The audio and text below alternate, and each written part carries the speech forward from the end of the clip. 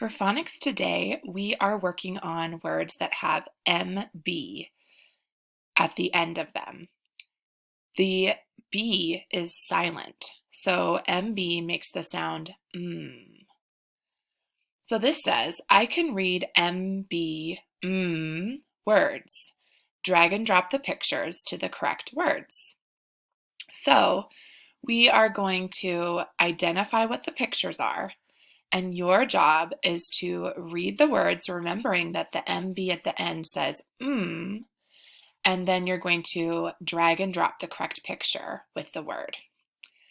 So, my turn, your turn. Climb, dumb, crumb, comb, limb, bomb, lamb, tomb. I'm going to say those again just because these pictures could be a little bit confusing.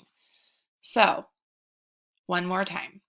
Climb, dumb, crumb, comb, limb, bomb, lamb, tomb. When you are done dragging the correct pictures to the words, don't forget to press the turn-in button.